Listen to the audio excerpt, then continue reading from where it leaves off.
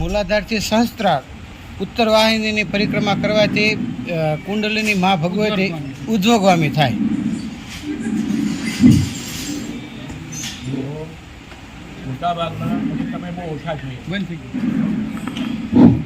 બહુ ઓછા છો.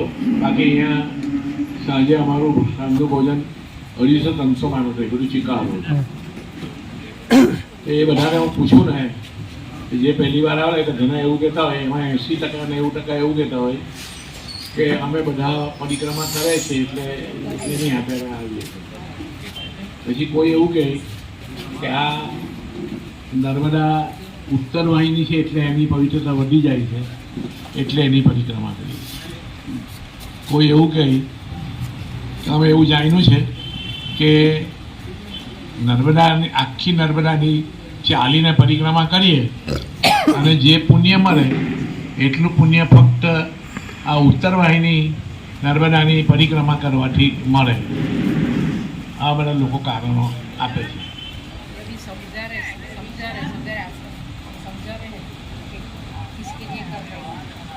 વાસ્તવમાં કોઈ બી નદી ઉત્તરમાં જાય ને એટલે એની પવિત્રતા વધી જાય. આ નર્મદાજીનું ઉદ્ભવ સ્થાન ક્યાં છે તમને ખબર છે કોઈને? અહીંયાથી પૂર્વમાં એમપીની અંદર અમરકંટકથી એ ઉદ્ભવે છે અને એ પશ્ચિમમાં દહેજ, અંકલેશ્વર, ભરૂચ, દહેજ બંદર થઈને અરબ સમુદ્રમાં એનું મિલન છે. એટલે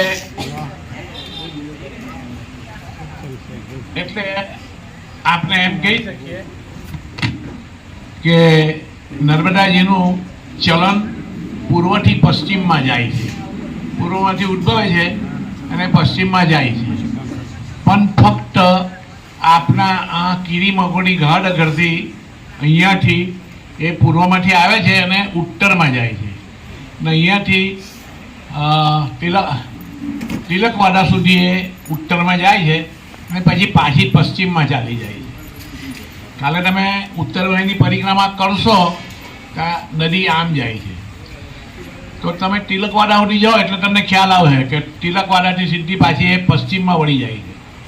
ને આપણે તો ઉત્તર વાહિની પરિક્રમા કરવાનું છે એટલે તિલકવાડા આગળ ત્યાં વાહન અથવા તો પુલ બનાવેલો છે, એની પરથી આપણે નદી ઓરંગીને સામે જવાનું અને સામેથી પાછું નદી આપણા જન્માર્ગ હાથ પર રહે એ રીતે અહીંયા આવવાનું. અહીંયા હોળીમાં અહીંયા આવો એટલે એક પરિક્રમા પૂરી થાય. 18 થી 20 કિલોમીટર છે. આમ સીધું અંતર 10 કિલોમીટર છે. વચમાં બધા કોટર ને એવું બધું આવે એ ઓરંગતા છે એટલે 18 કિલોમીટરની આ યાત્રા છે. હવે આમાંથી તમારામાંથી કાશી કોણ રહ્યું છે? કાશી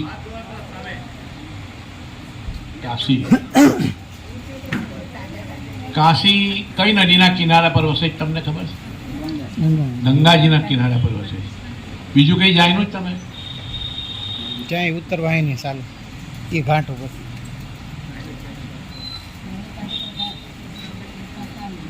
ત્યાં ગંગાજી છે ને ઉત્તર વાહિની છે અને આખું કાશી બનારસ ગંગાજી ઉત્તર વાહિની ઉપર વસેલું છે. એટલે એની એટલી બધી જગ્યા, ગંગાજી તો પવિત્ર છે જ પણ ત્યાં ઉત્તર વાહિની થવાથી એટલી પવિત્રતા વધી જાય છે કે કાશી વિશ્વનાથ ભગવાન શિવ એમ કહેવાય છે કે ત્યાં કાશીમાં વસે છે, નિવાસ કરે છે. એટલે કોઈ બી નદી ઉત્તરમાં જાય જ્યારે વહે ને ત્યારની પવિત્રતા વધી જાય. એક કારણ, પહેલું કારણ આ છે નર્મદાની ઉત્તર વાહિની. હવે નર્મદા દુનિયામાં એક જ એવી નદી છે કે એ નદીની પરિક્રમા થાય છે અને તે છે નર્મદાજીની આખી પરિક્રમા. કોઈને ખબર છે કેટલા કિલોમીટરની છે આખી પરિક્રમા? ટોટલ 3750 કિલોમીટર છે આખી પરિક્રમા. 3750 કિલોમીટર તમે ચાલો અને જે પુણ્ય મળે એટલું પુણ્ય આ ઉત્તર વાહિની 3 વખત કરો ને એટલે તમને મળે. એવું હું નથી કહેતો, નર્મદા પુરાણમાં ઉલ્લેખ છે. નર્મદા પુરાણમાં ઉલ્લેખ છે. હવે જે મોટી પરિક્રમા કરવાવાળા હોય છે તે લોકો મોટે ભાગે એ પરિક્રમા ક્યાંથી ઉઠાવે? હકીકતમાં તો એવું છે કે તમે જ્યાંથી પણ શરૂ કરો ત્યાં ફરીને આવો એટલે પરિક્રમા પૂરી થયેલી ગણાય. પણ મોટી પરિક્રમા કરવાવાળા મોટા ભાગે ઓમકારેશ્વરથી ઉઠાવે છે. એવો નિયમ છે કે નર્મદાજીની આખી પરિક્રમા કર્યા પછી એનું જે જળ હોય ને તે ઓમકારેશ્વર ચડાવવું પડે. એવી બધી વિધિ કરે તો જ એ પરિક્રમા પૂરી થયેલી ગણાય. એટલે આખા હિન્દુસ્તાનમાંથી કોઈ બી સ્ટેટમાંથી જેને મોટી પરિક્રમા કરવી છે એ બધા ટ્રેન મારફતે કે જે રીતે જવાતું હોય એ રીતે પહેલાં ઓમકારેશ્વર પહોંચી જાય.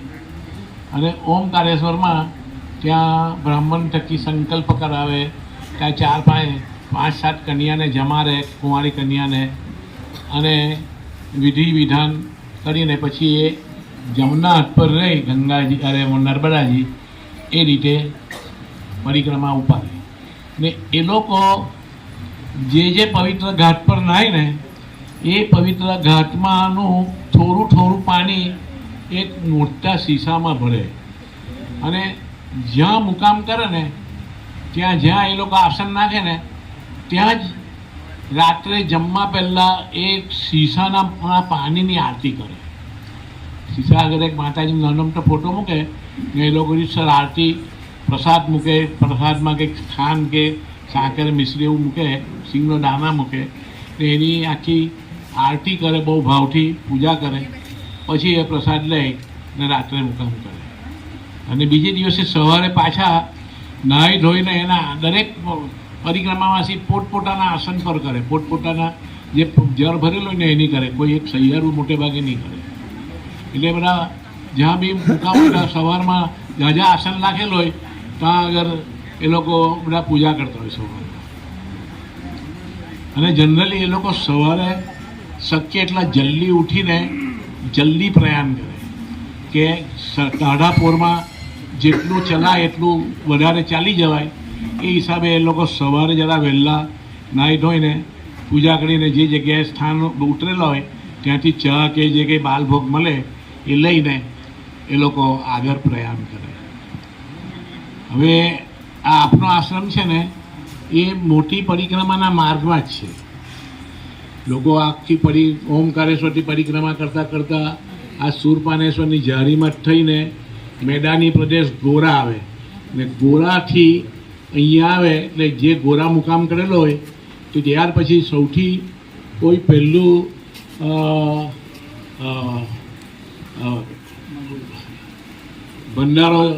ભંડારો ચાલતો એવો કોઈ આશ્રમ હોય તો આ વિભાગમાં આપનો આશ્રમ પહેલો છે. એટલે આ આશ્રમમાં 365 દિવસ ભંડારા ચાલે છે.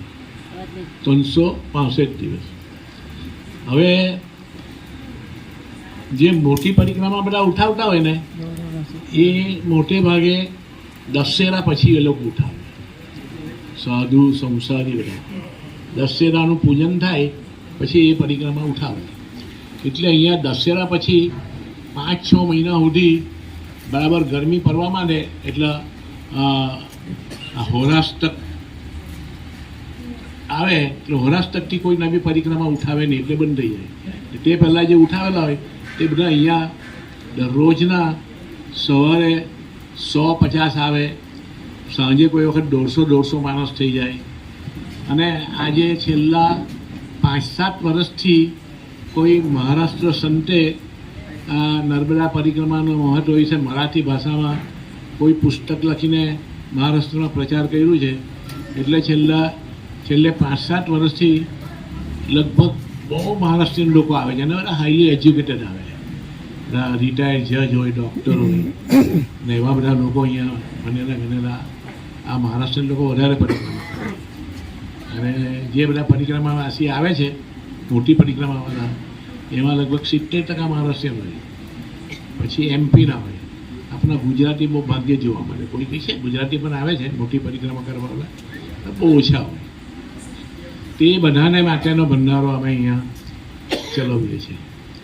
એ જે મોટી પરિક્રમા કરીને આવતા હોય, કોઈના પગમાં ચીરા પડી ગયા હોય, કોઈ માંદા પડી ગયેલા હોય, તો તે લોકોને અહીંયા 2-3 દિવસ સુધી પણ એ રહી શકે છે. એ વધારે બીમાર હોય તો અમારા આશ્રમ પોતાના ખર્ચે એ ડૉક્ટરને બોલાવીને એ લોકોની ટ્રીટમેન્ટ કરે, એ સારો થાય પછી આગળ જાય. બીજું,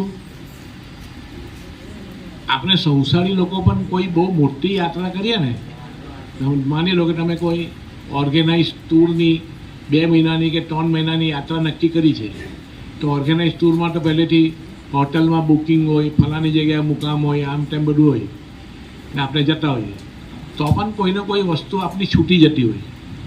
તમે એક હોટલ પરથી નીકળીને પછી આગળ ગયા અને બીજી હોટલમાં મુકામ હોય, ત્યાં બેગ ખોલો ત્યારે ખબર પડે કે ત્યાં મારો એક રૂમાલ રહી ગયો, કોઈનો ગમછો રહી ગયો, કોઈની ચાદર રહી ગઈ, કોઈનું નીકર સુકાવાના ગળતે રહી ગયું. તેમ આ પરિક્રમાવાસીઓ છે ને, એ જ્યાંથી ઉઠાવે તો કોઈ જગ્યાએ એનો ગુમચો ભૂલી જાય, કંઈક પાણીનું કમંડલ કશે મૂક્યું હોય તો ગુમ થઈ જાય કે ભૂલી જાય, કોઈ થાળી પાત્ર ભૂલી જાય.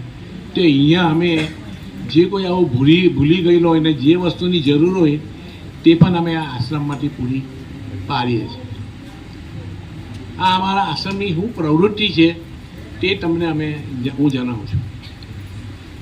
હવે જે આપણે પાછી નર્મદાની અનુસંધાનમાં આવીએ કે ભાઈ એક વાત કહે કે ભાઈ નર્મદા ઉત્તર વાહિની છે એટલે એની પવિત્રતા વધી જાય. પછી એક બીજું કારણ છે, અને એ કારણના લીધે તમે 3 વખત પરિક્રમા કરો તો આખી ચાલીને 350 કિલોમીટર ચાલીને જે લોકો પરિક્રમા કરે, કોઈ 1 વર્ષમાં કરે, કોઈ 6 મહિનામાં કરે, કોઈ 2 વર્ષમાં કરે, કોઈ 3 વર્ષમાં કરે, ને એની જે પુણ્ય ફળ મળે એટલું ખાલી આની 3 વખત પરિક્રમા કરવાથી મળે એવું નર્મદા પુરાણમાં જણાવેલું છે. અને એ બીજું કારણ કયું અગત્યનું છે તે હું તમને જણાવું, ઘણાને નહીં ખબર હોય. એ જણાવવા પહેલાં તમને હું પૂછું કે ગંગાજી પહેલાં ક્યાં હતા? કોઈ કહી શકે ગંગાજી પહેલાં ક્યાં હતા? શિવની જટામાં. બોલો બોલો, જે ખ્યાલ હોય તો કહો. સ્વર્ગમાં હતા. ત્યાંથી શિવજી રહી ભગીરથ રાજા. બીજું કોઈ? શિવજીની જટામાં. ગંગાજીનું સ્થાન પહેલાં પૃથ્વી પર નહોતા. ગંગાજી પહેલાં સ્વર્ગમાં વિષ્ણુના પદમાં રહેતા હતા.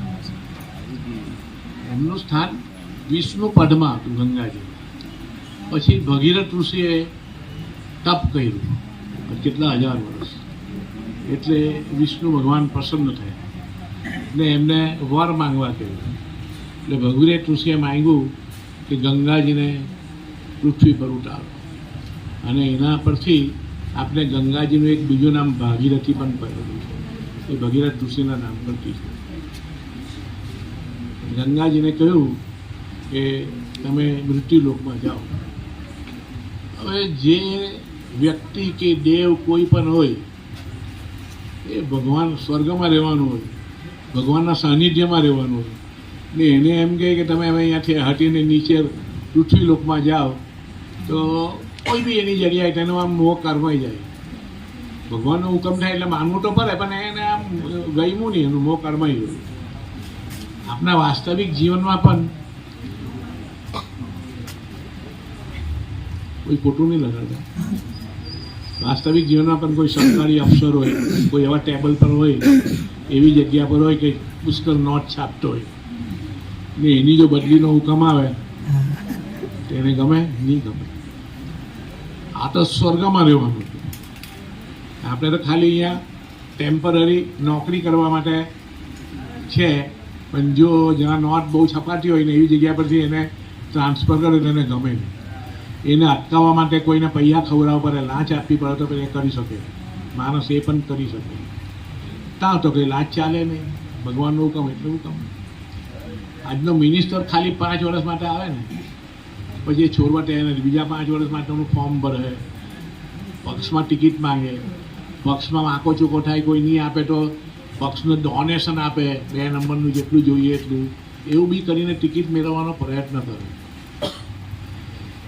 ગંગાજીને તો ગયો એટલે ગંગાજીને તો જવું જ પડે, એનું મોં કરમાઈ ગયું. એટલે ભગવાને એને ખુશ કરવા માટે એમને એક કહ્યું કે જાઓ, હું તમને એક વરદાન આપું છું, તમે મૃત્યુલોકમાં જાઓ. ગમે એવો પાપી માણસ, આ ભગવાનનું વરદાન છે ગંગાજીને, કે ગમે એવો પાપી માણસ શ્રદ્ધાપૂર્વક તમારામાં સ્નાન કરશે તો એના પાપ ધોવાઈ જાય. આ વાત તદ્દન સાચી છે. તમારામાંથી કેટલા જણા ગંગાજી સ્નાન કર્યું છે? તો મારી બધાને એવી વિનંતી છે કે બધા આગળ આવો, મારે તમારા પગ ધોઈને પાણી પીવું છે. તમે પાપ મુક્ત થઈ ગયા છો. જે ગંગાજી સ્નાન કરીને આવ્યા છે, પાપ મુક્ત થયા છે, એનું મન એવું કહે છે, એનો આત્મા એવું કહે છે કે ખરેખર આપણે પાપ મુક્ત છે? નથી. હકીકતમાં ભગવાનનું વરદાન છે, ગંગાજીમાં જે શ્રદ્ધાપૂર્વક સ્નાન કરે એનું પાપ ધોઈ જ જાય. અને આપણે શું કરતા હોઈએ, જો એક વાત દાખલા તરીકે વાત કરું કે આપણે એક ગ્રુપમાં, કુટુંબના ગ્રુપમાં બધી 5-6 બૈરાઓ આજુ મોલ્લાના આમ તેમ ભેગા કરીને ગંગાજી સ્નાન કરવા જઈએ, હરિદ્વાર જઈએ, તો સીધા ગંગાજીમાં તો પરવાના નથી. જેમ તમે ઉત્તરવાહિની પરિક્રમા માટે આજે અહીંયા રાત રોકાયા છે, એમ તમારે ત્યાં કોઈ હોટલમાં કે ધર્મશાળામાં સ્નાન મુકામ કરવો પડે. ભાઈ એ જગ્યા પર તમે ગંગાજી સ્નાન કરવા જાઓ, બહેનોનું ટોળું જાય, આ બાજુ પુરુષોનું ટોળું જાય, જે એકાદ બસ લઈને ગયા હોય એમાં. ભાઈ બહેનો પણ ગંગાજીમાં નહાય, આપણે પણ બધા નહાઈએ, હર હર ગંગે કરીએ. પછી પાછા અધ્ધર તાપના સ્થાન પર આવવાના નથી. રસ્તામાં ચાલીને બધું જોતા જોતા પછી આપણા સ્થાન પર આવીએ. એટલે બહેનો બહાર નીકળે એટલે સંસારી બધી વાતો ચાલે. એક બેન બીજી બેનને કહે તો મારા ઘરમાં મારી સાસુ એવી મળતી પણ નથી ને થડતી પણ નથી. બીજી કહે કે મારા ઘરમાં કુંવારી એક છે ને, અમારી નરન પડેલી છે, સારી મળતી પણ નથી. અમે જ્યાં બી જવા તૈયાર થાય ને કે એ મોરવા જેવી ઊભી થઈ જાય. અમને 2 જણને કશે એકલી જવા જ નથી દેતી. અને મારો ઘરવાળો પણ એવો છે કે પેલી કે એટલે હા ચાલે લઈ લેવાનું. બોલો, અમે કદે કશે પણ 2 જણા એકલા જઈ શકતા નથી. એટલે આપણે આ પાપના પોટલા ચાલુ કરીએ. એટલે આપણે વાસ્તવિક જીવનમાં કોઈની ટીકા, કોઈને કંઈક કરીને એ સૂક્ષ્મ પાપ એટલા બધા કરતા હોઈએ છીએ કે આપણે ખ્યાલ નથી હોતો.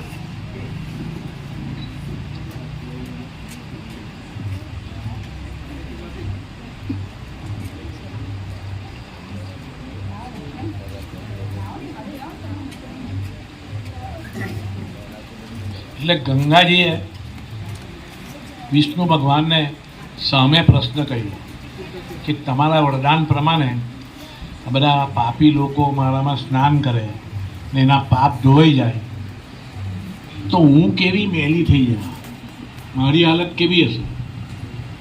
એટલે ભગવાને ગંગાજીને એક રસ્તો બતાવ્યો. એ રસ્તાનું હું ડિસ્ક્રિપ્શન કરું તે પહેલાં એક આપણો નાનો મોટો સત્સંગ કરીએ, પછી એ વાત પર આવે શું ભગવાને રસ્તો બતાવ્યો ગંગાજી. હું તમને બધાને ટોન જોઈ શકું છું, આ બેનને પણ ટોન શરીરથી જોઈ શકું છું, તમને પણ ટોન શરીરથી, મારા પણ ટોન શરીર છે. તમે એવું સ્વીકારો છો? આપનું આ એક ભૌતિક શરીર છે, પંચમહાભૂતનું બને. જીવાત્મા એ ભૌતિક શરીરમાં વસે છે. જીવાત્મા ને જ્યારે એમ લાગે કે આ શરીર બહુ જર્જરિત થઈ ગયું છે અથવા તો કોઈ રોગિષ્ઠ થઈ ગયું છે, એટલે જીવાત્મા એ શરીરને છોડી દે. જેવું જીવાત્મા એમાંથી ચેતન નીકળે એટલે આપનું ભૌતિક શરીર એનું મૃત્યુ થયેલું ગણાય. આમ બી જેવું ચેતન નીકળે 5 વર્ષથી પથારીમાં પડેલો માણસ હોય, એનાથી નહીં હલાતું હોય, નહીં ચલાતું હોય તો એ ગંધાય નહીં, એની સાફસૂફ રાખવામાં આવે. પણ મૃત્યુ થઈ ગયા પછી ચેતના એમાંથી નીકળી ગયા પછી તાત્કાલિક એમાં વિકાર પેદા થવા માંડે અને આપણે કહીએ કે ચલો ભાઈ જલ્દી એને લઈ ચાલો. પણ જે જીવાત્મા છે એ જીવાત્મા શરીર વગર રહી શકતો નથી. જીવાત્માના અસ્તિત્વ માટે એને શરીર જોઈએ. એટલે જીવાત્મા જર્જરિત થાય, કોઈ એક્સિડન્ટ થાય, કોઈ રોગ થયેલો હોય એટલે એને છોડવું પડે શરીર. એ છોડ્યા પછી બીજું એને અસ્તિત્વ માટે એને શરીર જોઈએ. એટલે જીવાત્મા એક સૂક્ષ્મ શરીર ધારણ કરે. એ સૂક્ષ્મ શરીર આપના મૃત માણસ જેવું જ હોય. જે મૃત મરી ગયા છે એના શરીર જેવું જ એની છાયા સ્વરૂપ હોય. એના જેવું જ હોય. છાયા પણ એની છાયા સ્વરૂપ હોય. એ આપને જોઈ શકતો હોય, આપને એને નહીં જોઈ શકીએ. એ તમે આપના કોઈ સ્વજન ગુજરી જાય પછી સગાવાલા કે જે કોઈ કલ્પાન કરતા હોય, રડતા હોય, કે એ સાંભળી શકતો હોય, જોઈ શકતો હોય બધું. એ કંઈ બોલવા પ્રયત્ન કરે પણ આપણે નહીં એને સમજી શકીએ. સૂક્ષ્મ શરીર ધારણ કરે એ આપના જેવું જ હોય. જેને બહુ સ્પષ્ટ ભાષામાં હું કહું તો આપણે એને પ્રેત સ્વરૂપ કહીએ. દરેક મનુષ્ય એનું ભૌતિક શરીર છોડ્યા પછી એ પ્રેત શરીર ધારણ કરે છે. અને આપણા ધર્મમાં પણ ઇનડાયરેક્ટલી એને સ્વીકારીએ છીએ. કઈ રીતે? અમારા ઘરમાં કોઈ સ્વજન ગુજરી જાય તો એક બ્રાહ્મણ આવીને વિધિ કરાવે અને બહાર તોલ્લા પર એકમાં આમ પાણી ને દૂધ નાખજો એવું બધું કહે. કરે જ ને આપણે વિધિ. કેમ? 11 દાડા સુધી નાખજો બ્રાહ્મણ એમ કહીને જાય. કેમ? એ આપણા જે સ્વજન ગુજરી ગયા છે એનું અસ્તિત્વ અહીંયા છે, એ ટળસો નહીં મળે. એટલે એના માટે આ બ્રાહ્મણ લોકો લખાવે. એટલે ઇનડાયરેક્ટલી આપણે સ્વીકારીએ છીએ કે પ્રેત સ્વરૂપથી એ ઘરમાં છે.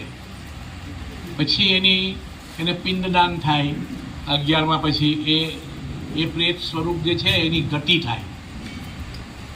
હવે 3 શરીરમાં એક શરીર ભૌતિક શરીર, બીજું મેં તમને કહ્યું પ્રેત શરીર ધારણ કરીએ છીએ, ત્રીજી એક શરીર આપનું છે કારણ શરીર. એટલે હવે એ પ્રેત શરીરની ગતિ થાય પછી એના કર્મ પ્રમાણે એને યોનિ પ્રદાન થાય. કોઈ માણસને મર્યા પછી પણ પાછો મનુષ્ય બને. કોઈના આવા કર્મ હોય તો કોઈ વૃક્ષ બને, કોઈ પ્રાણી બને, કૂતરો બને, ગાય બને, એ બધા બને. ઈશ્વર જેવી એને નવી યોનિ પ્રદાન કરે એટલે જે આપનું પેલું સૂક્ષ્મ શરીર છે ને એ નાશ પામે. અને જ્યાં સુધી સૂક્ષ્મ શરીર છે ત્યાં સુધી એની મેમરી રહી છે. એ જીવાત્માની મેમરી, હું આ મારો પતિ છે, આ મારી પત્ની છે, આ મારું ધન, આ મારી દુકાન, આ મારી ફેક્ટરી, એ બધું એ સૂક્ષ્મ શરીરને પણ ખબર હોય.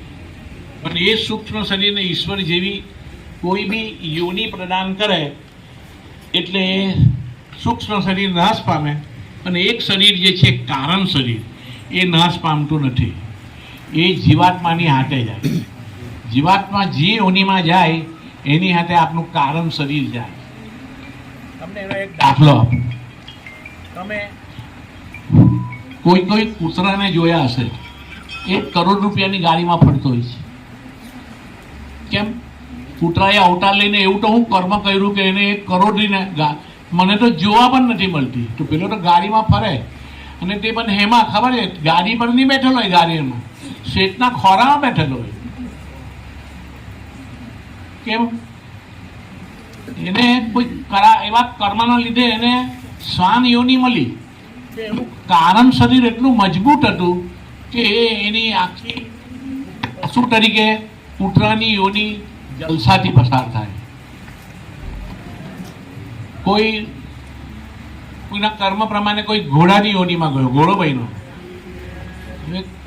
એનું કારણ શરીર ખરાબ હોય એ ગાડીમાં જોડાય, ફ્રેક્ચરમાં જઈને વજન ઉચકાવે ને એ બધી મહેનત થાય. કોઈ ઘોડો રેસનો ઘોડો બને એને તો માણસની માણસ કરતાં પણ એની ભયંકર માવજત થાય. માણસની જિંદગીની માવજત નહીં થાય એવી રેસના ઘોડાની માવજત થતી હોય. એ રીતે એની જિંદગી પસાર કરે. એનું કારણ શરીર એટલું મજબૂત હતું કે ભલે એને જનાવરની યોની મળી પણ એ જનાવર યોનીમાં પણ એની એ યોની સુખ શાંતિથી વૈભવથી પસાર થાય. એ એના કારણ શરીર નથી. હવે આપણે મૂળ વાત પર આવીએ ભગવાને ગંગાજીનો બીજો સવાલ પૂછ્યો, બીજો સવાલ કે ભાઈ હું આટલી બધી મેલી થાઉં તો મારી શું હાલત થાય? એટલે ગંગાજીને ભગવાને રસ્તો બતાવ્યો કે તમે ભૌતિક શરીરથી જ્યાં રહેતા હોય ત્યાં રહેજો, જ્યાં રહેતા હોય ત્યાં રહેજો, પણ સૂક્ષ્મ શરીરથી જ્યાં નર્મદાજી ઉત્તર વાહિની છે એમાં જઈને વસજો. એટલે આપના તમે કાલે ઉત્તર વાહિની પરિક્રમા કરવા જવાના છે અને સ્નાન કરશો તો તમને પ્રત્યક્ષ નર્મદાજી દેખાય છે. એટલે નર્મદા સ્નાનનું તો પુણ્ય મળશે જ, પણ સૂક્ષ્મ શરીરે અંદર ગંગાજી વસે છે, સૂક્ષ્મ શરીરથી, એટલે ગંગાજી સ્નાનનું પણ પુણ્ય મળે. અને એના લીધે આ ઉત્તર વાહિનીની પવિત્રતા અને એ બહુ વધી જાય છે. અને એ બાબતમાં નર્મદા પુરાણમાં એટલું બધું મહત્ત્વ આપવામાં આવ્યું છે. એ જેમ કે ગંગા નદીના કિનારા પર વસેલા સ્થળો, તેમ ઉત્તર વાહિનીના કિનારા પર જે બધા સ્થળો છે એને પણ એટલું મહત્ત્વ આપવામાં આવ્યું છે. હવે એ શું મહત્ત્વ આપ્યું છે એ હું કંઈ ડિસ્ક્રિપ્ટ કરું એ પહેલાં હું તમને પૂછું કે આપણા હિન્દુ ધર્મમાં 4 મહાયાત્રા કહેવામાં આવી છે. એ બહુ પવિત્ર ગણાય છે. બહુ ભાગ્યશાળી માણસો એવી 4 મહાયાત્રા કરતા હોય છે. એ 4 મહાયાત્રા કંઈ ખબર છે? કોઈને ખબર છે? બોલો, નામ બોલો. સોમનાથ,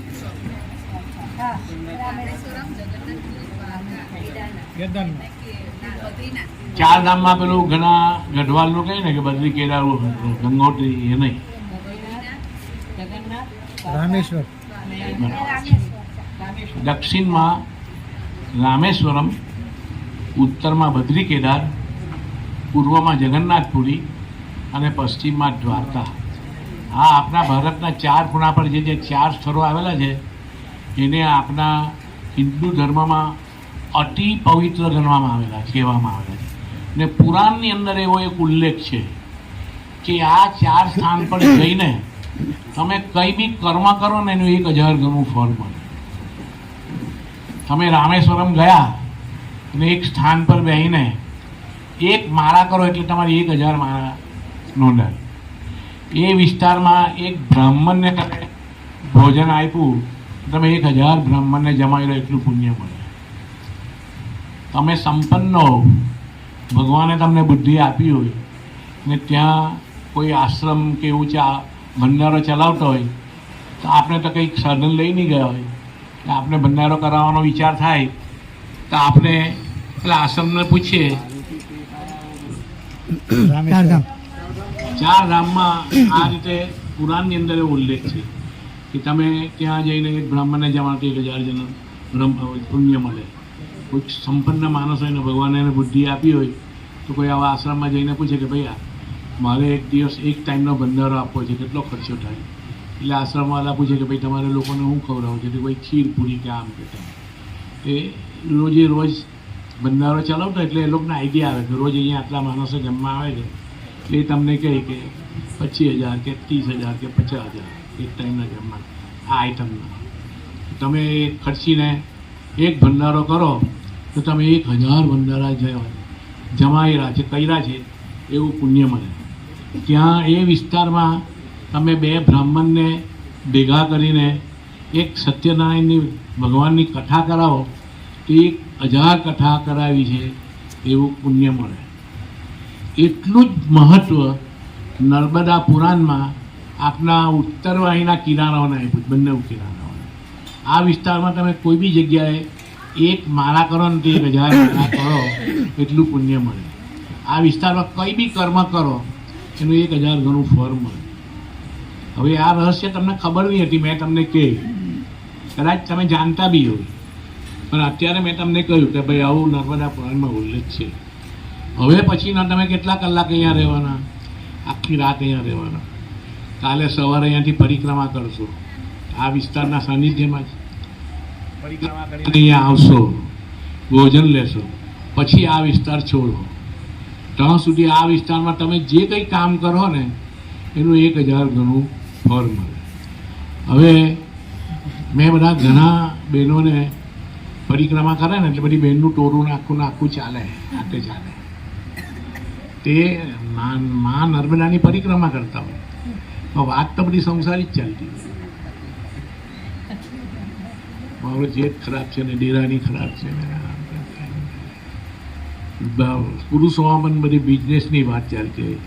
પરિક્રમામાં તો આજે આવ્યો તો ખરો, પેલાના સાનાને કહ્યું છે કે ચેક લઈ આવજે, મહેતાજીને લઈ આવ્યો કે નહીં, ચાલુ પરિક્રમા ફોન બી કરે કે એલા અંદાજે ચેક લઈ આવ્યો કે નહીં, આમ થયું. એટલે એ તમને મેં કહ્યું કે જે કંઈ તમે આ વિસ્તારમાં જેટલા વખત રહ્યો એટલા દરમિયાનમાં તમે જે કંઈ કર્મ કરો એને 1000 ગણું ફળ મળે. હવે આવી સંસારી વાત કરવાને બદલે તમે ઈશ્વર ભજન કરતો હોય તો એટલા કલાક એનું 1000 ગણું ફળ મળે. તો એવું તો કદાચ સતત નહીં થઈ શકે, પણ હવે ઘણા તો અહીંયાથી હમણાં છૂટા એટલે હોલ હોય એટલે લેડીઝનો હોલ જુદો હોય એટલે લેડીઝો બધી સંસારની જ વાત ચાલતી હોય, કુવેટા સુધી પુરુષોની વાત કરતા હોય. તો એવી વાત નહીં કરવાની, કોઈની ટીકા કરવાની નહીં. આપની કંઈ નહીં થાય તો કીપ મૌન અથવા તો ઈશ્વરનું ભજન. તમે જે ઈષ્ટદેવને માનતા એનું ભજન કરીને સૂઈ જાઓ. સવારે ઉઠો ત્યારે પણ એ ભજન કરો, કોઈની ટીકા કરવાની નહીં. પરિક્રમા દરમિયાનમાં પણ કોઈની ટીકા નહીં કરવાની.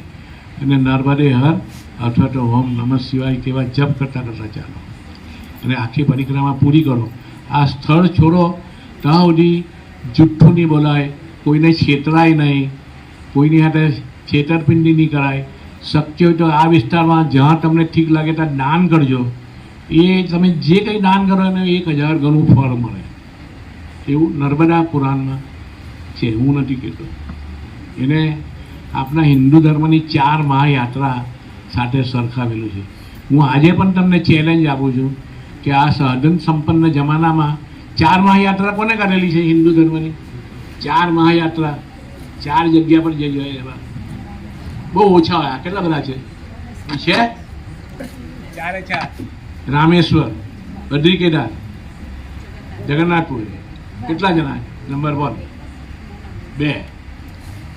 તમે વિચાર કરો, ઈશ્વરની અસીમ કૃપા હોય તે જ કરી શકે. આજથી 700 થી 800 વર્ષ પહેલા કોઈ ગામમાં કે શહેરમાં એના ઘરમાં કોઈ એમ કહે કે હું 4 મહાયાત્રા કરવા જાઉં, ઘરમાં રડવા માંડે બધા કે આ બાજુ જીવતા આવે કે કેમ. કારણ કે ત્યારે કોઈ રેલવે નહીં હતી, બધા જંગલમાંથી જવાનું હતું ને એવું બધું હતું. એટલે લોકો પેલા ઘરના બધા માણસો રડવા માંડે. અને જો ભૂલે ચૂકી પેલો 5 વર્ષે 7 વર્ષે એ 4 પરિક્રમા 4 જગ્યાએ જઈને આવ્યો તો તે વિસ્તારના લોકો એને દેવની માફક પૂજતા હતા, એનું એવું સન્માન કરતા હતા. આજે તો સાધન સંપન્ન છે, તમે પ્લેનથી જઈ શકો છો, ટ્રેનથી જઈ શકો છો. હવે તો બધી આપણા નરેન્દ્ર મોદીએ વંદે ટ્રેન ઊભી કરી દીધી છે. એટલે છતાં પણ તમે 4 જગ્યાએ બોલો, તમે સંકલ્પ પકડીને નીકળો, નહીં જાઓ. તમારા નસીબમાં નહીં હોય ને બધે જઈ જાઓ. કેદારમાં જતા પછી લેન્ડસ્લાઇડિંગ થયું, 1 મહિનો રસ્તો બંધ છે. આ પૂર્વમાં આ વિસ્તાર આ સમયમાં રેલ ને વરસાદ બહુ પડે, કોઈ વખત વાવાઝોડું વરસાદ પડ્યું એ વિસ્તાર બંધ, જગન્નાથપુરી બંધ, ઘેર આવી જાઓ. એટલે ઈશ્વરની કૃપા હોય તો તમે થઈ શકે. આ બધું એવું છે. ને આપણે જોયું કે આટલા બધા બેઠેલા છે, એમાં મેં પૂછ્યું તો આટલી બધી મોટી ઉંમરના પણ બેઠેલા 2 જ વ્યક્તિ એવી નીકળી કે જે એટલે ટૂંકમાં ઈશ્વરની કૃપા હોય એ લોકો આ કરી શકતા હોય. એટલે આ એવું છે કે કાલે તમે કરવાના છે તો આવું સત વિચારથી કરજો. કોઈ ખરાબ વિચારવાનું નહીં, પોઝિટિવ વિચાર રાખવાનો, નેગેટિવ વિચારવાનું નહીં કરવાનું. બીજું, આ યોનિમાં એક મનુષ્યની યોનિ એવી છે કે એને પોતાનું નવું શરીર કેવું, કોઈ અમર તો છે જ નહીં. આ શરીર તો ભાંગવાનું જ છે. આ શરીર ભાંગે પછી બીજું શરીર તો મળવાનું જ છે. તમે સ્વર્ગમાં તો જવાના જ નથી. મોક્ષ તો મળવાનો નહીં. મોક્ષ તો કોને મળે? બહુ ભાગ્ય મળે. એટલે એ મોક્ષ તો મળવાનો નથી. કોઈને કોઈ અવતાર તો છે જ. તો તમારે કયું શરીર પ્રાપ્ત કરવું છે, હમણાં જે છે એનાથી ઊંચા પર જવું છે કે નીચા પર જવું છે, એ આ 33 યોનિમાંથી ફક્ત મનુષ્યને બુદ્ધિ આપેલી છે. મનુષ્ય પોતે કરી શકે છે. અત્યારે તમે જે કોઈ છે, કોઈ ડૉક્ટર હશે, કોઈ મોટો બિઝનેસમેન હશે, કોઈ બહુ મોટો ખેડૂત હશે, એની પાસે પુષ્કળ જમીન હશે, કોઈ બિચારો સામાન્ય કંઈક મજૂરી કરતો હશે, એ જે કંઈ શરીર છે એ તમારા પૂર્વજન્મના કર્મનું શરીર છે આખું. બરાબર છે. કોઈ બહુ ઇન્ટેલિજન્ટ હોય, તમને જિંદગી ઉઠી બિચારાને કોઈ એવી નોકરી નહીં મળે, કંઈ સપોર્ટ નહીં મળે ને એવો ને એવો જ રહે. એ એના જેટલું જ બીજો ભણેલો હોય તો બહુ મોટો કલેક્ટર થઈને બેઠેલો હોય. એ આ ઈશ્વર આપણા કારણ શરીરના લીધે બધું હોય છે. બધું આવેલા હોય કે પેલા આવું બને. એટલે નવું શરીર તમારે ઉઠવા થતી જવું છે કે નીચે ઉતરવું છે, એ મનુષ્ય યોનિમાં છે. બાકી પશુ યોની છે એ તો ભોગ યોની છે. તમે કોઈ જનાવરનો યોનિમાં જાઓ ને, એને કંઈ કરવાનું હોતું નથી. એને ઈશ્વરે જેટલા શ્વાસ લેવાના નક્કી કરેલા એટલા શ્વાસ લીધા પછી એનું પતન થાય ને એ દરમિયાનમાં એને કંઈ જ કરવાનું નહીં. એને કોઈ વિચાર જ નહીં આવે, એનામાં બુદ્ધિ નથી. ખાલી 3 જ વસ્તુનું જ્ઞાન હોય, ભોગ, નિંદ્રા અને મૈથુન. દરેક પશુમાં આ વસ્તુ હોય, બુદ્ધિ નહીં હોય. એક મનુષ્યને એવી છે શક્તિ આપેલી કે શું કરવું ને શું નહીં કરવું. એટલે તમે તમારે મનુષ્ય અવતાર છે એનો ઉપયોગ કરજો. હવે પછી કોઈ એવા કામ નહીં કરવા પડ્યા, વિશ્વાસઘાત નહીં કરવો, કોઈનું આરામનું ખાવું નહીં, અને સંપન્ન હોય તો જરૂરતમંદને મદદ કરવી, કોઈ ભૂખ્યાને ખવડાવી દેવું. એવું કરો કંઈ બહુ ભગવાનના મોટા તિલક કરવાથી કે આવી બધી માળા પહેરવાથી કંઈ થતું નથી. પણ એનું વાસ્તવિક જીવનમાં આપણે માનવ તરીકે હોવા જોઈએ, કોઈને મદદરૂપ થવું જોઈએ, કોઈને એવી રીતે થવું. તો તમારું નવું શરીર ઊંચી ગતિમાં જાય, તમારું કારણ શરીર મજબૂત બને. કારણ શરીર મજબૂત બને. કોઈ ખરાબ કર્મના લીધે તમે કોઈ એવી યોનિમાં પણ ગયા ને, તો એ ભોગ યોનિ પણ તમે જલસાથી પસાર કરો. જેમ પેલો કૂતરો 1 કરોડની ગાડીમાં ફરે છે, એ કોઈ કરેલું પાછું જતું નથી. આપણી મનુષ્ય યોનિમાં પણ કોઈ એવું ભૂલ થઈ ગયો હોય ને એવું કૃત્ય થઈ ગયું હોય તો કોઈ જનાવરની યોનિ મળે. પણ તમારું બીજી રીતે જો કારણ શરીર મજબૂત હોય ને, તો એ યોનિમાં પણ એ ગાયનું શરીર મળ્યું, ગાયને શરીરમાં ઘણાને ગાય ખબર છે ઘરમાં કેવી રીતે રાખે ખબર છે? ઘરમાં એની પોતાની સ્ત્રી એ છોકરી જ નહીં રાખતા, એવી રીતે ગાયની સેવા કરીને રાખે.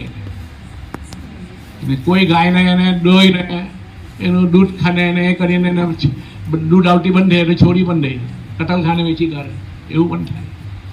કે એ આ બધું કારણ શરીરના લીધે હોય. તો તમે બધા હવે પછી આ જાયના પછી એવી ગતિ પકડો એવી મને વિશ્વાસ છે.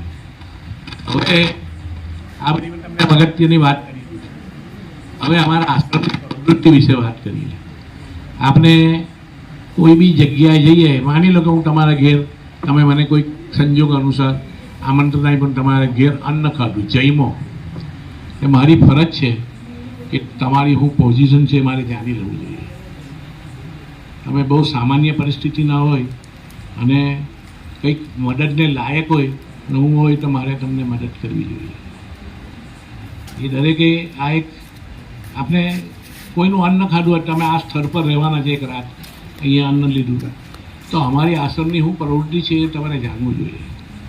અમારી આશ્રમની મેઇન પ્રવૃત્તિ એ મોટી પરિક્રમા વાસીઓની સેવા માટે છે. તેમ અહીંયા 365 દિવસ અમારો ભંડારો ચાલે છે.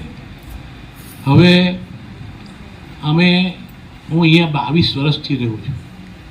અહીંયા હું એક સેન્ટ્રલ ગવર્મેન્ટમાં એક પદ પર હતો, એમાંથી રિટાયર થયા પછી હું 95માં રિટાયર થયેલો. આજે મને રિટાયર થયાને 29-30 વર્ષ થવા આવ્યા છે. 30 વર્ષથી પેન્શન ખાઉં છું. પણ અહીંયા હું છેલ્લા 22 વર્ષથી રહું છું ને આશ્રમમાં લગાવો લાગ્યો અને પછી હું સંભાળું છું. અહીંયા હું રહેવાના, જમવાના પૈસા આપીને રહું છું. આ આપણા આશ્રમના સ્થાપક શ્રી યોગાનંદ તીર્થ સ્વામી હતા. એ દંડી સ્વામી પંથના હતા. આ જગતગુરુ શંકરાચાર્ય બધા દંડી સ્વામી કહેવાય, ખબર ને? જગતગુરુ શંકરાચાર્યમાં આપણા જે 4 મઠ છે ને એના જે વડા છે એ બધા જગતગુરુ કહેવાય, શંકરાચાર્ય. તો એની પાછળ સરસ્વતી લાગે તેમ એવો એક પંથ પડેલો છે કે આ જગતગુરુ શંકરાચાર્યનો જ પંથ. તો એ કેટલાક એની પાછળ તીર્થ લગાવે. આપણા ગુરુજી તીર્થ સંપ્રદાયના હતા, દંડી સ્વામી તીર્થ સંપ્રદાયના. યોગાનંદ તીર્થ કોઈ આચાર્ય આવે છે, પછી બીજો એક ચોથો પંથ છે. અને આખા સાધુ સમાજમાં જે દંડી સ્વામી હોય ને એનું માન બહુ હોય. આજે બધા દંડી સ્વામી હોય ને એ કોઈ દિવસ અગ્નિને અડકે નહીં. એ લોકો બ્રાહ્મણના હાથની જ રસોઈ ખાય.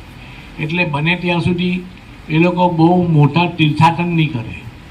અને તીર્થાટન કરે તો જે વિસ્તારમાંથી પસાર થાય ત્યાં કોઈ ચુસ્ત શુદ્ધ બ્રાહ્મણ હોય એવા ઘરનો પ્રસાદ લે, અને નહીં મળે તો એટલું ફ્રૂટ ખાઈને પસાર કરે. પણ એ લોકો કોઈના હાથનું ખાય નહીં, બ્રાહ્મણના હાથનું જ ખાય.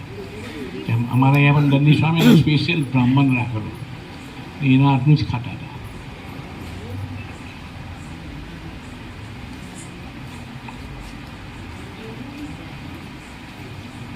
અમારા સ્વામી સમાધિસ્થ થઈ ગયા એ પહેલાં તે જમાનાના બધા એમના ભક્તો હતા. એમને કહ્યું કે મહારાજજી એક ચેલો રાખો. દરેક આશ્રમમાં હોય છે, જે મહાત્મા હોય ને તે 1-2 ચેલા રાખે એમાં પોતાના.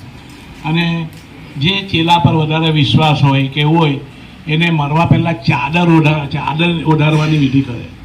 એટલે જેની પર ચાદર ઓઢારવાની વિધિ કરેલી હોય ગુરુએ, તે આશ્રમના મહંતે, તે મહંતનું જે દાદા અસ્તિત્વ મટી જાય ત્યારે જેને ચાદર તે પાછો મહંત બને. અમારા ગુરુજીએ કોઈ ચેલો રાખેલો નહીં.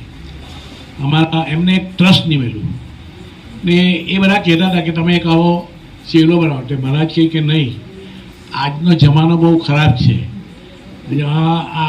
મેં આખી આશ્રમની સ્થાપના કરી છે બહુ મહેનત કરીને, ને હવે કોઈ એકાદ ચેલો રાખું તે મારા મહિના પછી આજકાલના બધા ચેલાઓ આશ્રમ વેચીને ચાલ્યા જાય છે. એટલે ટ્રસ્ટ નિમી ગયેલા.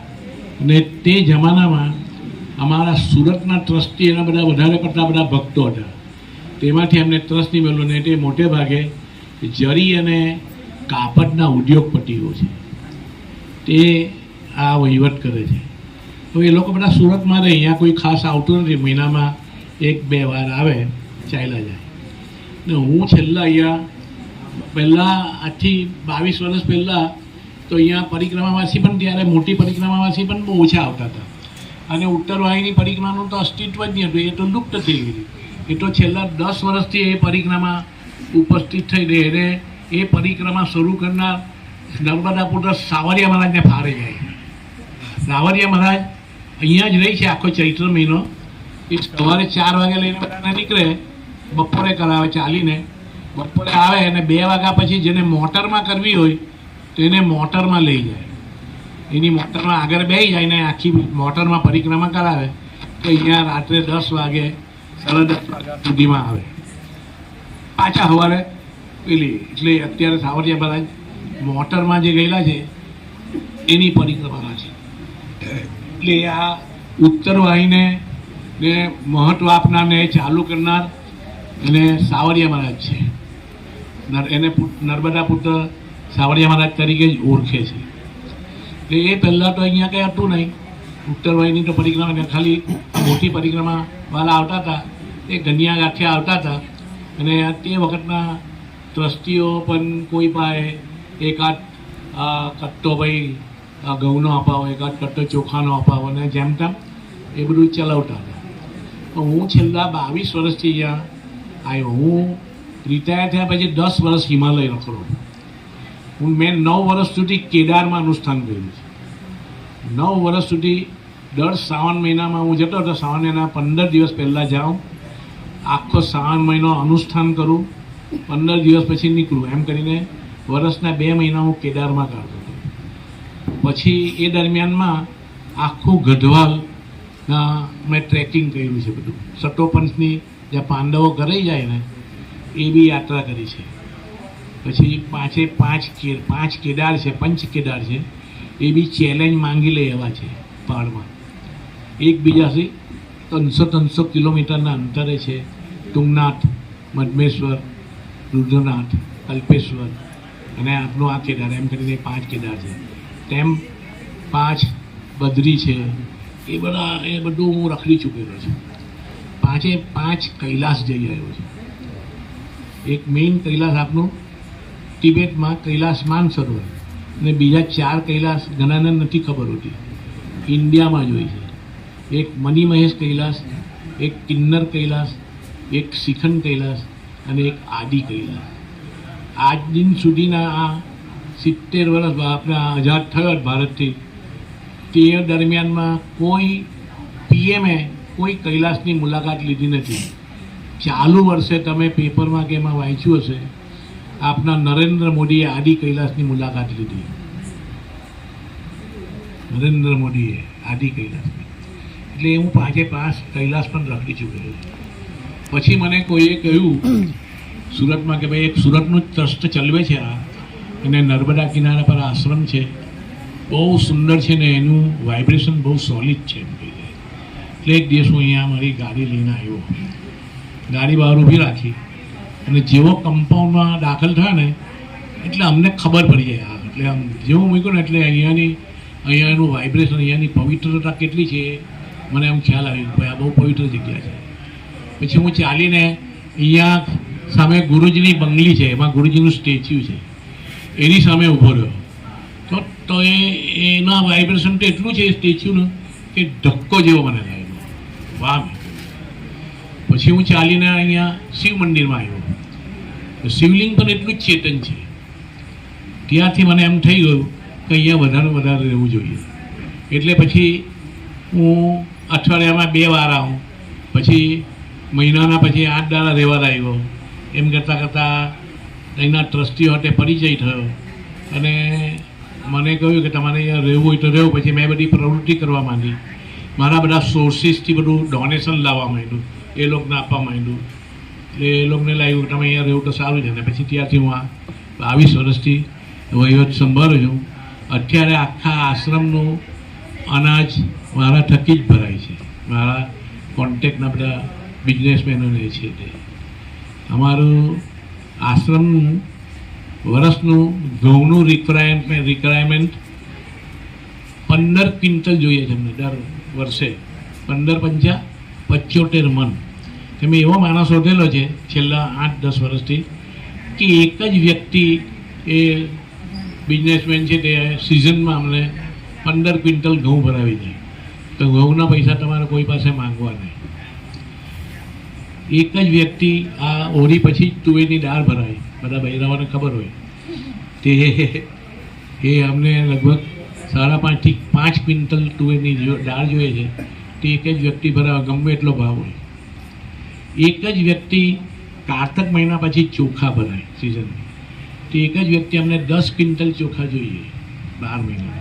અમારે અહીંયા બધું 12 મહિનાનું અનાજ ભરેલું.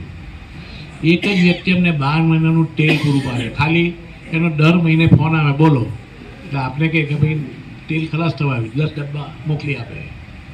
2-4 મહિના જાય, ખલાસ થવા આવ્યું મોકલી આપે. એક જ વ્યક્તિ અમને 12 મહિનાના સૂકા મસાલા પૂરા પાડે છે. ધાણા, જીરું, મરી, રાઈ, અને આ બધામાં હાથે મારો કારભાર કોઈ 1 રૂપિયાને પણ હું હાથ લગાડતો નથી. ટેલિફોનથી કોન્ટેક્ટ કરવું થાય. જેને રાજપીપળાની જે દુકાનમાં લેવાનું હોય એ દુકાનદારને ત્યાં જઈને હું નમૂનો પસંદ કરું, અને એ દુકાનદારને ડાયરેક્ટ ડોનેટર સાથે વાત કરાવું ટેલિફોનમાં, શું ભાવ છે એને હું નહીં. એ ડોનેટર પહેલાંને કહે કે હા બરાબર છે, તમે એને 15 ક્વિન્ટલ આપી દો. એટલે પેલો 15 ક્વિન્ટલની આપણે ડિલિવરી મોકલે. એનું બિલ હોય ને એ ડાયરેક્ટ પેલા ડોનેટરને વોટ્સઅપથી મોકલી આપે. એના બિલમાં એનો દુકાનદારનો એકાઉન્ટ નંબર, એનું નામ, ISS નંબર, કોડ નંબર બધું હોય. તે હિસાબે પેલો દુકાનદાર ઓનલાઈન પેલાને પૈસા જમા કરાવી દે. એટલે હું આ બધું કરું છું પણ કોઈના પૈસાના ચક્કરમાં આવતો નથી. રૂબરૂ કોઈ હાથે લેવાનું નહીં પૈસાના હાથમાં. તેમ છતાં અમારે અહીંયા પરમિનન્ટ રસોડું ચલાવવું અમને દર મહિને રોકડા પૈસાની જરૂર છે. દર મહિને 70,000 થી 80,000 રૂપિયા રોકડા જોઈએ. એ કયા રોકડા રૂપિયા તે તમને હું હિસાબ કરાવું. હવે અહીંયા અમે પરમિનન્ટ રસોડું ચલાવે છે એટલે અમારો પરમિનન્ટ રસોઈયો છે. અહીંયા જ રહેવાનો, એને જ અહીંયા જ જમવાનું. એનો 18,000 રૂપિયા પગાર છે. બીજું એક મેનેજર છે. હું આમ તેમ ગયો એટલે મારી ગેરેજમાં એ સંભાળતો હોય તેનો 6,000 રૂપિયા પગાર રહેવા ખાવા પીવા hatte. બીજું અહીંયા પરમિનન્ટ 2 કામવાળી છે. પછી માણસ વધારે આવે તો એક્સ્ટ્રા મંગાવીએ એટલે અમને મહિનાનો 12,000 થી 15,000 કામવાળીનો ખર્ચો લાગે છે. બીજું અહીંયા આખા મહિનામાં જેટલા ગેસના બોટલ પૂરા થાય 2 કે 3 કે 4 તે ભરાવવા માટે રોકડા પૈસા આપવા પડે. બીજું અહીંયા અમે રહીએ છીએ તો અમે રહીએ ઉપરાંત કોઈ પરિક્રમાવાસી આવે, તમારા જેવા કોઈ મહેમાન આવે, એને ચા પાણી માટે દૂધ જોઈએ તો રોજે રોજ દૂધનું મહિને જે હિસાબ થાય તે પણ રોકડો આપવો પડે.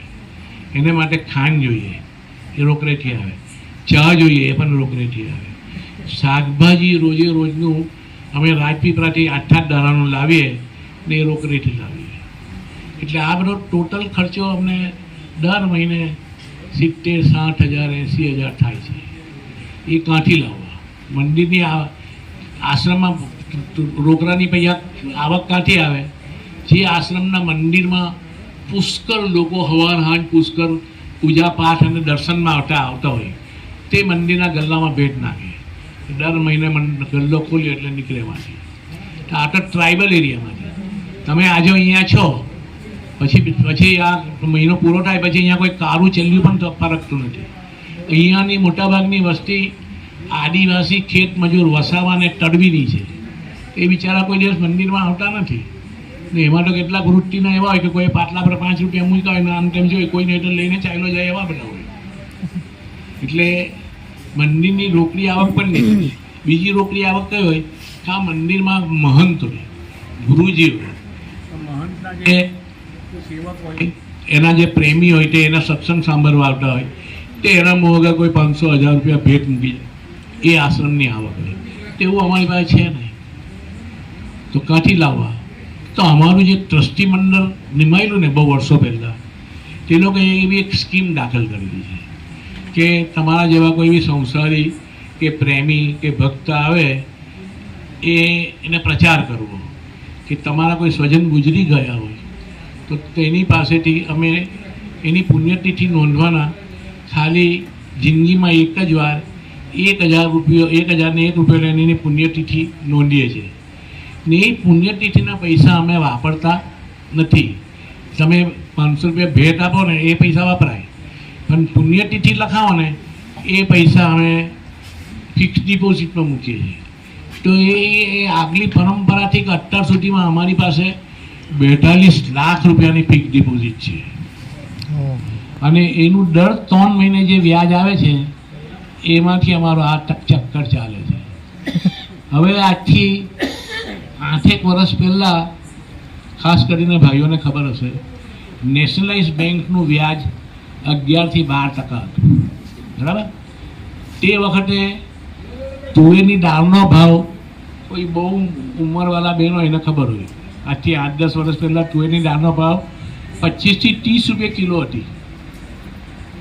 અત્યારે 150 રૂપિયાથી 200 રૂપિયા કિલોની છે ને અમારી આવક 6.5% વ્યાજ 6% વ્યાજ છે 11-12%.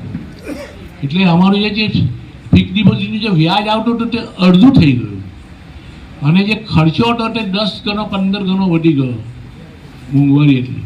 એટલે અમારા ટાંટિયા મળતા નથી. એટલે અમારી દર 3 મહિને કાર્યવાહક કમિટી મળે. આ મંદિરમાં જે કોઈ ભેટ આવી હોય તમે વચલા એ દરમિયાનમાં તમે કોઈ અહીંયા આવ્યા હોય એકાદ ટાઈમ જઈમાં હોય અને એમને કંઈ ભેટ લખાવી હોય તે પૈસા મંદિરના પૈસા એમ કરીને અમે ભેગા કરીએ અને એ જે 3 મહિનાનું જે વ્યાજ આવે તે ભેગું કરીએ. એની અમે ખર્ચો તો દર 3 મહિને 70-80 હજાર લાખ રૂપિયા એવો ઘાટો પડે હવે એ ઘાટો તો કોણ આપે? એને ફિક્સ ડિપોઝિટ બતાવવી પડે. ને આ પ્રમાણે અમે ફિક્સ ડિપોઝિટ બતાવીએ તો એ આશ્રમ ધોવાઈ જાય, પછી અમે જે સેવા કરે છે એ બંધ થઈ જાય. તો અત્યાર સુધી તો એવું છે કે અમે સુરતના કોઈને કોઈ બિઝનેસમેન કે એવાને આ બધી વાત કરીએ કે 2-3 જણા મળીને અમારો ખાવડો પૂરી દે છે. એવી કંઈ બતાવવાની જરૂર નહીં, પણ એ કાં ઊંધી ચાલે. એટલે અમે એવું નક્કી કર્યું કે હવે બને ત્યાં સુધી પુષ્કળ પ્રચાર કરવો આનો. કોઈને એમ કહે કે ભાઈ અમારી 42 લાખની ડિપોઝિટ છે, કોઈ 4, 5, 25 જણા જઈને અમને પૈસા આપો, અમુક લાખ રૂપિયા, 1 કરોડ રૂપિયાની કરી આપો કે જેનું દર મહિને આટલું વ્યાજ આવતું થઈ જાય, દર 3 મહિને. એવું તો કોઈ આપે નહીં ને મંગાઈ પણ નહીં. એટલે જેમ લોકો વધારે ને વધારે પુણ્યતિથિ લખાવે અને એ પૈસા અમારી ડિપોઝિટ મોટી થાય તો અમને ધીરે ધીરે રાહત થાય. એ ન્યાયે આનો અમે પ્રચાર કરીએ છીએ. હવે હું તમને એમ પૂછું કે તમારા કોઈ સ્વજન ગુજરી જાય તો એની તમે શ્રાદ્ધ તિથિ ઉજવો છો? ભાદરવા માસમાં શ્રાદ્ધ તિથિ ઉજવો છો? શું કરો બેન? શ્રાદ્ધમાં શું કરો? ખીર પૂરી બનાવો, 2 સગાને બોલાવો, 2 બહેન ભાણિયાને બોલાવો, શક્ય હોય તો 2 બ્રાહ્મણને ઘરમાં સ્પેશિયલ બોલાવો, એને જમાડો, દક્ષિણા આપો. વધારે સંપન્ન હો તો કોઈ આશ્રમમાં જઈને કંઈ ભેટ આપી આવો, કોઈ મંદિરમાં ભેટ આપી આવો. બરાબર? એવું બધું કરીએ આપણા પૂર્વજોને યાદ કરીને તે દિવસે. અને એ બધું તમે ક્યાં ઉઠી કરો? એ તમારી શ્રાદ્ધતિથિ ક્યાં ઉઠી જુઓ? તમારું અસ્તિત્વ છે ત્યાં સુધી, પછી એ લુપ્ત થઈ જાય. પણ તમે તમારા કોઈ બી સ્વજનની અહીંયા પુણ્યતિથિ લખાવો તો અમારા આશ્રમનું અસ્તિત્વ છે ત્યાં સુધી ઉજવીએ છીએ. કઈ રીતે તમને કહેવું? અમે દર ભાદ્ર માસમાં રોજ 11 બ્રાહ્મણ અહીંયા બોલાવીએ. એ 11 બ્રાહ્મણ થકી જે તે પુણ્યતિથિ લખાવેલી હોય તે પુણ્યાત્મા આત્માઓને માટેની એ 11 બ્રાહ્મણ થકી એ લોકોના આત્માને શાંતિ માટેની પ્રાર્થના થાય. એ લોકોના અઠે કાગ લવાસ લખાય. એ 11 બ્રાહ્મણને અમે અહીંયા જમાડીએ ને એ દરેકને દક્ષિણા આપી પડે. બ્રાહ્મણને જઈમાં પછી દક્ષિણા આપી પડે, એ અમારો આશ્રમ આપે. એ એમાંથી આપે. તમે જિંદગીમાં એક જ વાર જે 1001 રૂપિયા આપેલો છે ને, એની જે ફિક્સ ડિપોઝિટ બનેલી છે ને, એ 1000માંથી જે કંઈ થોડું દૂધ નીકળે 3 મહિને 5 રૂપિયા કે 10 રૂપિયા અને એ ભેગા થયેલા હોય ને તે બધા મળીને તેમાંથી અમે આ શ્રાદ્ધ તિથિ ઉજવીએ છીએ. એટલે તમારા કોઈ સ્વજનની જો પુણ્યતિથિ અહીંયા લખાવો તો તમારું અસ્તિત્વ મટી જાય તો પણ તેનું અહીંયા શ્રાદ્ધ તિથિ ઉજવાયેલું રહે ને તમારા પૂર્વજના આત્માને શાંતિ મળે. બીજું અહીંયા પુણ્યતિથિ લખાયું છે ને એ દાન કર્યું છે એનું 1000 ગણું ફળ મળે ને એ લોકોને તો વર્ષોના વર્ષો એ લોકોના પુણ્ય આત્માને શાંતિ માટેની પ્રાર્થના થાય. તો તમે કેટલા બધા પુણ્યના ભાગીદારો થાઓ એ તમારે વિચાર કરો. એટલે એ હિસાબે પણ જો કોઈને પુણ્યતિથિ લખાવી હોય તો તમે અહીંયાથી જાઓ ત્યાં સુધીમાં આ ટેબલ પર ભાઈ કોઈ બેઠેલો હોય એને પુણ્યતિથિ લખવા કહેવાનું. એટલે તમારા સ્વર્ગસ્થનું નામ, તમારું નામ, એ કઈ તિથિએ ગુજરી ગયા તે બધું લખે ને તમને પાકી રસીદ આપવી. આ જે કહી રહ્યો છું કોઈ પણ દબાણ નથી હે ને. આ આશ્રમને વધારે ને વધારે ટેકો મળી રહે એવો ભાવ અને એવી મારી સેવા છે. એના અનુરૂપ હું તમને આ વિનંતી કરું છું. તમને જો ઠીક લાગે કોઈ પણ દબાણ નથી. મારી એવી વિનંતી છે કે આ બધી વસ્તુ જાણ્યા પછી તમે વધારેમાં વધારે આ પુણ્યતિથિ લખાવો તો અહીંના સ્થાન દેવતાને કે મા નર્મદાને પણ ખુશી થશે. નર્મદે હર. તમે મને બહુ જ પ્રેમપૂર્વક સાંભળો, વિચાર્યું એ બદલ તમારો હું ઋણી છું, તમારો આભારી છું. બીજું એક વાત કે તમે અહીંયા છો, તમે મને બધું સાંભળ્યું પણ કોઈ એવો કંઈક પ્રશ્ન કોઈ નથી કરતા કે આનું આમ કેમ કે આનું કેમ કે. સૌથી અગત્યનો પ્રશ્ન ખબર છે? આજે આપણે નર્મદા પરિક્રમા કરીએ છીએ એ મેં તમને કહી દીધું કે નર્મદાની પવિત્રતા કઈ રીતે છે અને કેમ આને આટલું ગણીએ છે. તો એ આવા ધગધગતા તાપમાં કરવાની એવું જરૂર છે? શિયાળામાં નહીં થાય? તમારામાંથી કોઈ આવું પૂછતા તો મને એમ થાય કે આ બધા જિજ્ઞાસુ છે કંઈક વધારે જાણવા માંગે છે એમ. બાકી બધા ઠીક છે, ખબર ને આ બાજુ નીકળી આ બાજુ નીકળી જાય. જિજ્ઞાસુ હોય ને તે આવી શાસ્ત્રાર્થ કંઈ ચર્ચા થતી હોય આધ્યાત્મિક, તેમાં એ કંઈ ને કંઈ પ્રશ્ન પૂછે. એવું તમારામાંથી કોઈ પ્રશ્ન પૂછ્યો તો મને બહુ આનંદ થતો. ખેર, હું તમને કહી દઉં કે આવા ધગધગતા તાપમાં જ કેમ. જો આપણે છે ને આપણા દરેકના ધર્મમાં કોઈને કોઈ દેવસ્થાન હોય. દરેકના ઘરમાં દેવસ્થાન છે ને. કોઈને ત્યાં સેવનના લાકડાનું હોય, કોઈને ત્યાં માર્બલનું હોય, કોઈને ત્યાં ચાંદીના પતરાનું હોય. એવી જેની સ્થિતિ ભગવાનના દરેકના ઘરમાં. બહુ ગરીબ માણસ હોય તેમાં એક નાનલા ગોખલામાં ભગવાન મૂકીને પણ તે રોજ પૂજા પ્રાર્થના એની શ્રદ્ધા પ્રમાણે કરતો હોય. અને આપણે હિન્દુ હોવા છતાં પણ આપણે આપણા ઘરમાં દરેકના ઘરમાં પોતપોતાની આસ્થા પ્રમાણે દેવનું સ્થાન આપેલું હોય. કોઈના સિંહાસનમાં ગણેશની પૂજા થતી હોય રોજ, કોઈ દુર્ગાની પૂજા કરતું હોય, કોઈ રામની પૂજા કરતું હોય, કોઈ શિવની પૂજા કરતું હોય, કોઈ બાલકૃષ્ણની પૂજા કરતું હોય. આપણા દરેકના આપણી આસ્થા પ્રમાણે દરેકના ઘરમાં આ બધી વસ્તુ છે. એ આપની છે ને રોજની પૂજા છે. પણ કોઈ અનુષ્ઠાન સમજો છો? અનુષ્ઠાન કોને કહેવાય? કોઈ જાણે છે? હા, અનુષ્ઠાન કોનું કહેવાય? એક ચોક્કસ ઉદ્દેશ સાથે કરવામાં આવે. જો કોઈ દેવતાનું અનુષ્ઠાન કરવું હોય ને તો એને માટે પણ આપણા ધર્મમાં મહિનાઓ નક્કી કરે. તમે ચૈત્ર મહિનામાં કોઈ દેવતાનું અનુષ્ઠાન કરો ને તમને કોઈ અટકાવી શકતું નથી. અનુષ્ઠાન એટલે ઉઠે પહેલાં તો કે તમે જે દેવતાનું અનુષ્ઠાન કરવા માંગતા હોય તેનો બીજ મંત્ર નક્કી કરે. અનુષ્ઠાન કરનાર વ્યક્તિ સંકલ્પ કરે કે 1 મહિનો કે 15 દિવસ બ્રહ્મચર્ય પાળવું, પથારીમાં સૂવું નહીં, નિર્જલા કરવું, અથવા તો ફ્રૂટ ખાઈને કરવું, અનાજ નહીં ખાવું, અને આટલા લાખ જપ કરવા, જૂઠું બોલવું નહીં, કોઈ ધંધામાં તે સંસારી બાબતમાં ધ્યાન નહીં આપવું. આવું બધું 15 દિવસ કે મહિનો કરે, સંકલ્પ લઈને પૂરું કરે એમના અનુષ્ઠાન. તો કોઈ તમારે દેવતાનું કરવું હોય તો તમે ચૈત્ર મહિનામાં નહીં થાય. કરે તો કોઈ ના નહીં કહી, પણ એનું ફળ નહીં મળે. દેવતાનું કોઈ બી દેવતાનું અનુષ્ઠાન કરો એના માટે આપણા હિન્દુ ધર્મમાં મહિનાઓ નક્કી કરેલા. શ્રાવણ માસમાં શિવનું અનુષ્ઠાન થાય, વિષ્ણુનું અનુષ્ઠાન થાય, હનુમાનજીનું અનુષ્ઠાન થાય, ગણપતિનું અનુષ્ઠાન થાય. હવે તમે ચૈત્ર મહિનામાં ગણપતિનું કરો ને તો તમને કોઈ અટકાવી નહીં શકે. એનું જે પ્રોપર ફળ મળવું જોઈએ. પૂજા નહીં, પૂજા આપણી રોજની જુદી વસ્તુ છે. એ આપણા આસ્થા પ્રમાણે આપણા સિંહાસનમાં જે દેવ બેઠેલા હોય એની પૂજા કરીએ છીએ. પણ અનુષ્ઠાન કોઈ દેવતાનું કરવું હોય તો એના માટે આપણા હિન્દુ ધર્મમાં આ બધા મહિનામાં નક્કી કરેલા છે.